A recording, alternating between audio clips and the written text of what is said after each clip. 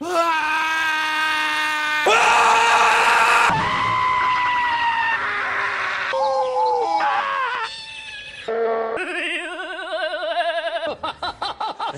where are my socks? Honey, where are my socks? Honey, where... Daddy, would you like some sausage?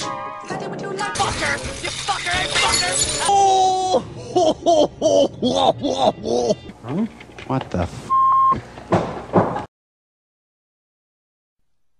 Hello again, everyone. This is Bionic Slime. I'm your online voice for reviews of your choice, and this is another installment of BS Reviews.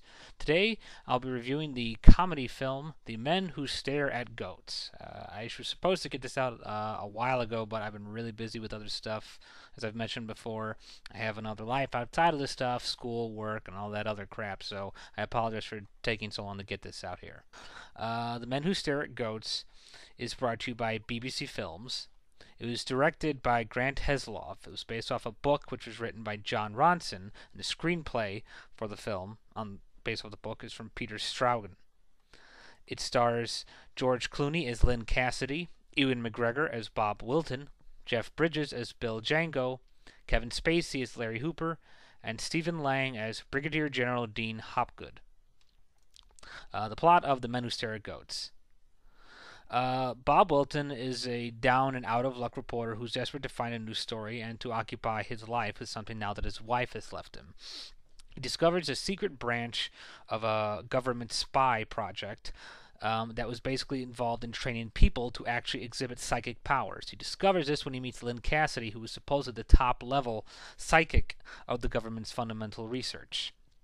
So now Bob Wilton and Lynn Cassidy are going to seek out and find out the rest of the remaining members of the psychic force in order to write the greatest story that man has ever seen. Unfortunately, Bob Wilton finds out a little bit too much the hard way that this psychic stuff isn't really all it's cracked up to be, and it's a little bit more unusual than he realizes.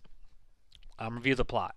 The title alone is just really an indication of just how weird this movie is. I mean, the plot itself, it kind of loses its definition when you actually watch the movie, since there really isn't much of a plot other than just saying that let's go see what we can do, or where here we go again, like an adventure kind of thing.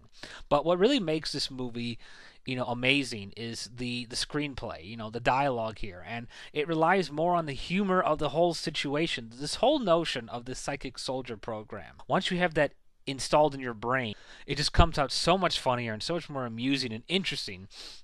Because the hilarious thing about that makes this film so amazing is that these guys really believe they have these psychic powers, and they're so serious and so, absolutely positive they have it, that it just makes the laughable realization that they're really not that psychically strong all the more funny. And I think that's part of what makes the script really works, is that unique sense of weirdness and bizarre humor. Review the characters.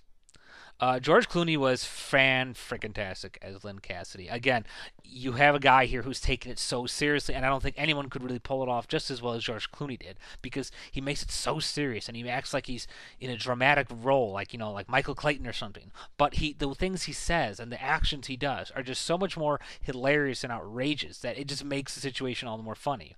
Him and Ewan McGregor as Bob Wilton work so well together. They pretty much carry the whole film, and they really do work well together. They're not as great as, say, buddy pairing like, say, Jackie Chan and Chris Tucker, but these guys do really well together, and it's their hilarious, reactions to the weird shit that's going on and how they play off each other just makes it funnier, especially Clooney. I mean, he really is just in top form here. Jeff Bridges was really good as Bill Django. I mean, he is such a weird, hippie, funky personality, and it just looks so much funnier on such a big older actor like him. Kevin Spacey is also another scene stealer in this film. He just had fun with this role. I mean, it doesn't even look like he was trying to take it that seriously, and that may sound bad, but when you see how he acts, it just makes it look funnier. You got a really good cast of talented actors here who just know how to make this bizarre, weird situation even funnier and just even weirder. And that's the best way to describe his humor. It's just freaking weird.